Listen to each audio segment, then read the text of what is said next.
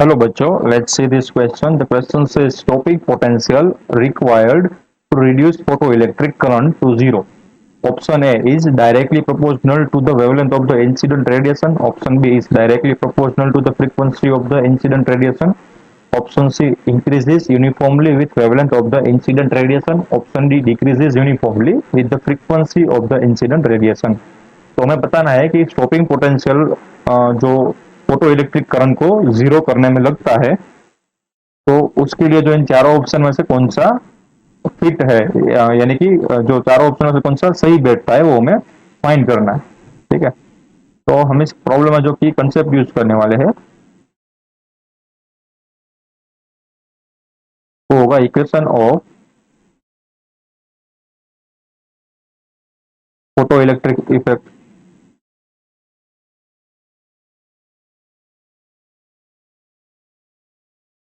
क्योंकि basic equation given होता है incident radiation energy is equal to material work function plus kinetic energy of the emitted electron.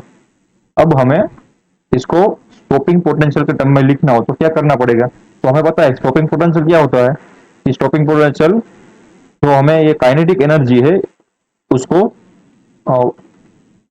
Potential energy में convert करने के लिए कितना पोटेंशियल हमें लगता है, यानी कि कोई भी इलेक्ट्रॉन के पास अगर काइनेटिक एनर्जी इतनी हो के जितनी हो एंड उसको स्टॉप करना हो, कंप्लीटली उसको स्टॉप करना हो, तो हमें कितना वोल्ट की बैटरी को रिवर्स में कनेक्ट करना पड़ेगा, तो कितना वोल्ट को अप्लाई करना पड़ेगा। ठीक है, तो उसको हम बोलते हैं स्टॉपिंग पोटेंशियल। ठीक है, स्टॉप करने के लिए कितने पोटेंशियल की रिक्वायरमेंट है।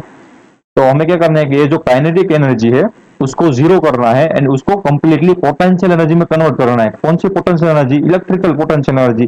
तो उसका फॉर्मूला क्या होता है? EV naught. ठीक है, तो काइनेटिक एनर्जी को कंप्लीटली पोटेंशियल एनर्जी में कन्वर्ट करने के लिए कितने पोटेंशियल का रिक्वायरमेंट है उसको ही बोलते हैं स्टॉपिंग पोटेंशियल। तो ये जो फॉर्मूला है उसको यहाँ पर पिक कर देंगे। ठीक है, तो हमारे पास बचेगा H F is equal to phi naught plus EV naught. तो यहाँ से वी नोट की वैल्यू क्या आ गई, तो यहाँ से V naught is equal to हमें मिला H F upon E minus phi naught upon E. इसका दूसरा फॉर्मूला भी बनेगा लेमड़ा के टर्म में, तो H C upon E lambda minus phi naught upon E. तो ये वाला जो इक्वेशन है उसके बेस पर हम ऑप्शन देखते हैं। क्या है ऑप्शन? ऑप्शन ए क्या है? is directly proportional to the wavelength of the incident radiation, यानी कि जो स्टॉपिंग पोटेंशियल है वो डायरेक्टली प्रोपोर्शनल है wavelength of the incident radiation. देखो ये वाला फॉर्मूला, देखो सेकंड वन, ये वाला फॉर्मूला लेमड़ा वाला, तो डायरेक्टली प्रोपोर्शनल तो नहीं है। ठीक है, इनवर्सली प्रोपोर्शनल है यहाँ पर। एंड हम डायरेक्टली ऐसे भी नहीं बोल सकते कि वो इनवर्सली प्रोपोर्शनल है, क्योंकि यहाँ पर इंटरसेप्ट भी आ रहा है फाइनट बाई, तो ऑप्शन है गलत हो गया। ऑप्शन बी क्या है? Directly proportional to the frequency. तो अब ये वाला फॉर्मूला देखो, तो क्या यहाँ पर डायरेक्टली प्रोपोर्शनल है? ठीक है, डायरेक्टली प्रोपोर्शनल नहीं बोल सकते। अगर ये फाई नोट बाई ई नहीं होता तो हम बोल सकते हैं कि directly proportional to the F, but यहाँ पर कुछ इंटरसेप्ट है फाई नोट बाई ई का। ठीक है, तो इसकी वजह से हम ये नहीं बोल सकते कि इस directly proportional to the frequency. ये मटेरियल के वर्क फंक्शन में भी आधारित है। ठीक है, उस पर भी डिपेंडेड है, तो ये ऑप्शन भी गलत हो गया। अगर मटेरियल के वर्क फंक्शन पर आधारित नहीं होता तो हमारा जो फॉर्मूला बनता वो सिर्फ बनता H F upon E, phi naught by E वाला पार्ट जीरो हो जाता। तभी हम बोल सकते थे कि जो पोटेंशियल है स्टॉपिंग पोटेंशियल वो is directly proportional to F. ठीक है, बट यहाँ पर इंटरसेप्ट है तो हम नहीं बोल सकते। ऑप्शन जी क्या कह रहा है? Increases uniformly with wavelength of the incident radiation. ठीक है, तो ये वाला फॉर्मूला वापस से देखो।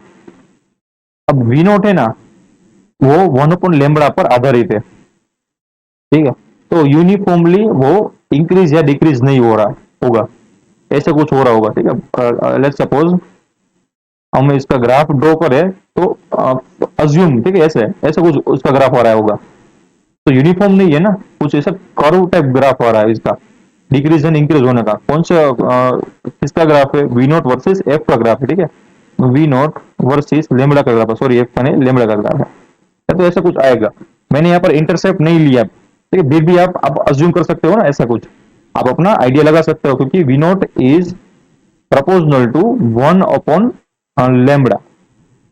तो इसका कुछ ग्राफ होगा वो इस तरह से होगा। तो ये हमारा ऑप्शन सी भी गलत हो गया, यूनिफॉर्मली नहीं बढ़ेगा या घटेगा।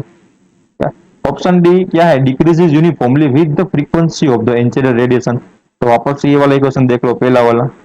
तो ये ऑप्शन सही है। क्यों? क्योंकि हम अगर वी नोट वर्सेस एफ का ग्राफ ड्रॉ करें, ठीक है, तो वी नोट क्या है, V naught is proportional to F है, ठीक है, डायरेक्टली प्रोपोर्शनल नहीं है, बट यहाँ पर प्रोपोर्शनल टू एफ तो है ही, ठीक है, वर्क फंक्शन पे भी डिपेंड करेगा। बट हम यहाँ पर बोल सकते हैं कि उसकी वजह से जो ग्राफ मिलेगा वो लाइन मिलेगी, स्ट्रेट लाइन मिलेगी, भले ही वो हमारे पास इंटरसेप्ट मिलेगा, वो बात अलग है। मान लो यहाँ पर हम प्योर उसका ग्राफ ड्रॉ करें, ठीक है, वी नोट का हम ओरिजिनल ग्राफ ड्रॉ करें, तो वो कुछ ऐसे मिलेगा हमारे पास, यहाँ से स्टार्ट होकर कुछ ऐसे मिलेगा, क्योंकि ये वाला पार्ट है वो हमारा इंटरसेप्शन है, फाई नोट बाई ई है, ठीक है। तो ये देखो यूनिफॉर्मली डिक्रीज एंड इंक्रीज कर रहा है। यूनिफॉर्मली मतलब एक स्ट्रेट लाइन में जितना वोल्टेज बढ़ेगा उतना ही फ्रीक्वेंसी बढ़ेगी, एंड जितनी फ्रीक्वेंसी बढ़ेगी उतना ही वोल्टेज बढ़ेगा, and vice versa. Frequency decrease होगी तो वोल्टेज भी डिक्रीज होगा प्रोपोर्शनलिटी में, ठीक है, यूनिफॉर्मली। तो हम बोल सकते हैं कि yes, option D is the right answer of the our question. So the final answer of the question is option D, that is decreases uniformly with the frequency of the incident radiation. I hope you understood it well. Best of luck.